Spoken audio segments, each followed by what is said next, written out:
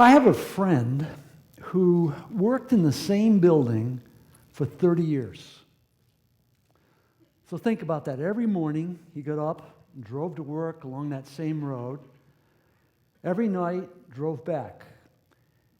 He said, there's nothing that I'm not aware of in relation to that road. I know every number on every box.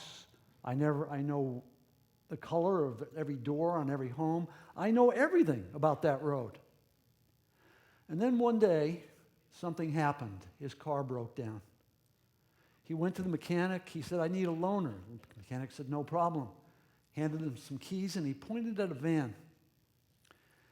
The next morning, my friend climbed into that van and drove to work. Now, when he got in that van, he was sitting 12 inches higher than he normally sits. He said it was the most stunning day of his life. After 30 years, he drove down that road and he saw over fences he didn't see over before. He saw over hedges. And behind those fences and hedges, there were buildings, there were people, there were activities. He had an entirely new perspective on that road that he knew so well. Now, I think that story is a perfect metaphor for today. Because when we tap potential that's untapped, we see things in new ways. And a whole new world of possibility opens up to us. Today I want to share a story or two with you, and I want to do two exercises. The first exercise I'd like to do right now. I would like you, in just a moment, when I say go, I'd like you to stand up, find somebody you don't know right next to you there somewhere, in front or back, stick out your hand, and I want you to tell them your name. Hi, I'm John Jones. And she'll say back, hi, I'm Mary Smith. And then I want you to not talk. I want you to simply sit down. So it's a 5-second exercise. The goal is have the perfectly still auditorium in 5 seconds. You got it? Ready? Go.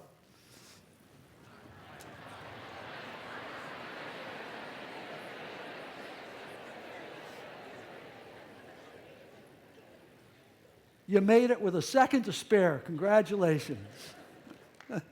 Now, you just got in the car. You've done that 1,000 times, right? You've introduced yourself. You introduce yourself to Mary, and then you look at her. And then Mary says, well, the weather in Michigan's changing. And if you get really lucky, you think of something else to say. And maybe you keep that conversation going. You've been in that car before. I'd like to share with you another story about a man who came to one of my executive classes at the business school. He was a company president.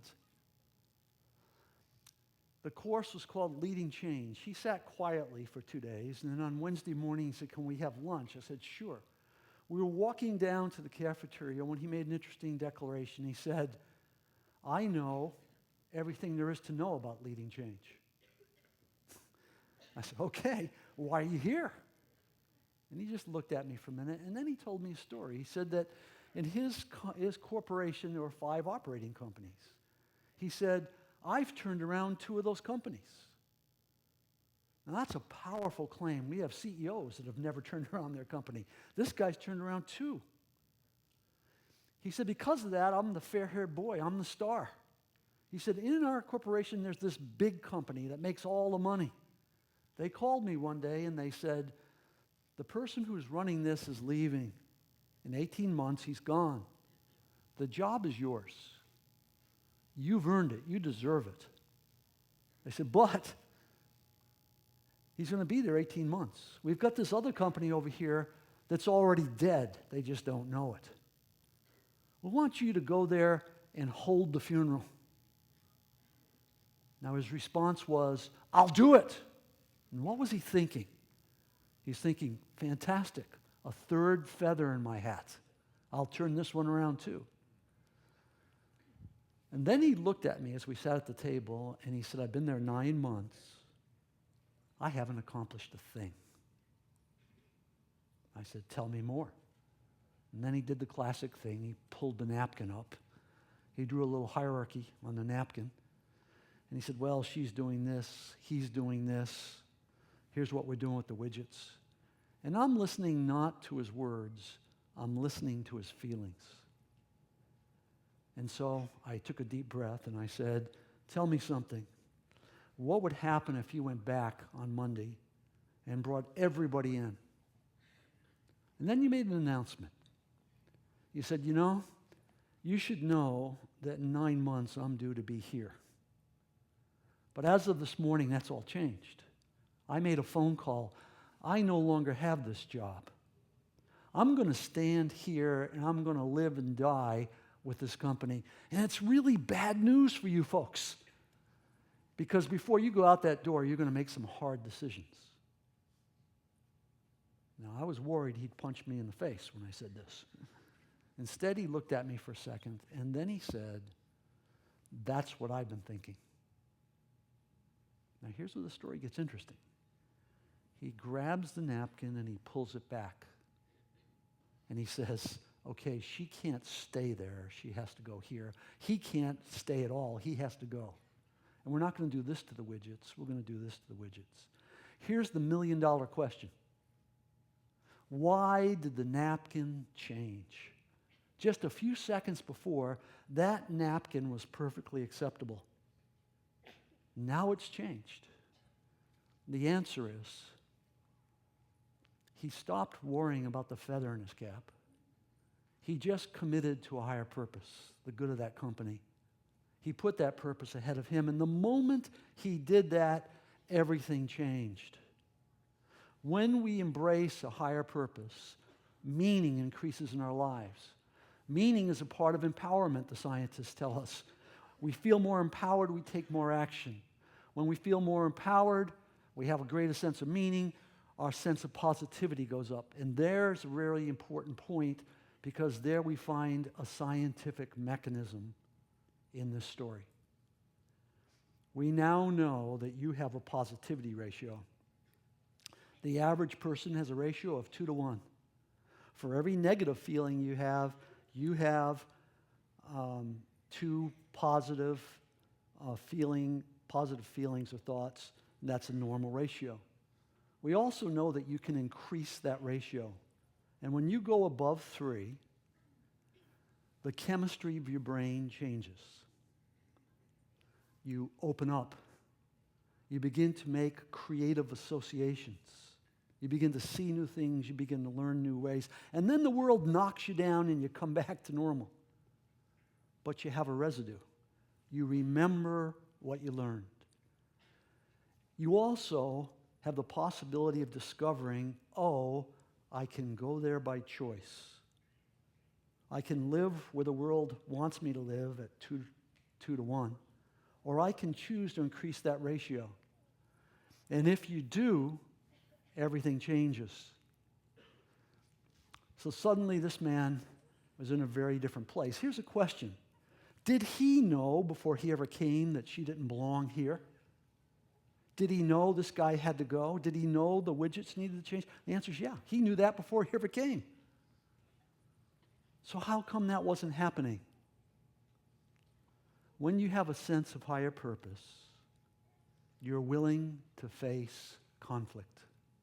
You see, moving her was a conflict. Firing him was a conflict.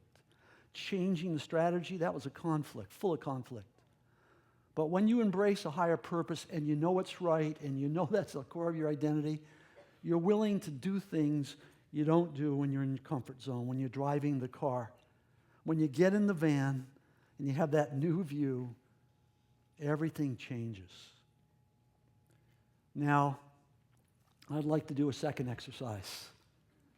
In a minute, I'm going to ask you to stand up, and I'm going to ask you to turn to that person again and introduce yourself. But I'm going to ask you to do it differently. I'm going to ask you to not tell them your name this time, because I think that's inconsequential. Instead, I'd like you to tell them your purpose. Hi, I'm passionate about. Look at your card if you're not sure what that is. Shake her hand. She'll say, I'm passionate about, and then just sit down again. This time you got 8 seconds to get perfectly silent. but we're going to do it a little differently. I'm going to warm you up, okay? Would you all stand up? Everyone stand up for a second. Now, this is what I'd like you to do. I'd like you to take your two fists and squeeze them really tight. Really tight. Oh, not tight enough. Come on, squeeze them. Now I want you to smile. Big, big smile. You can't let go of the smile. Really important. Hold the smile. Then, don't do this yet, but this is what I want you to do. I'm going to ask you to jump with me 10 times or go up on your toes. 1, 2, 3. Not yet. We're going to do that in a minute. All right? And when we get to 10, I want you to turn around, burst onto that person, and say, my purpose is, shake their hand, sit down. You got it? All right, here we go. 1, 2, 3, 4, 5, 6, 7, 8, 9, 10, go!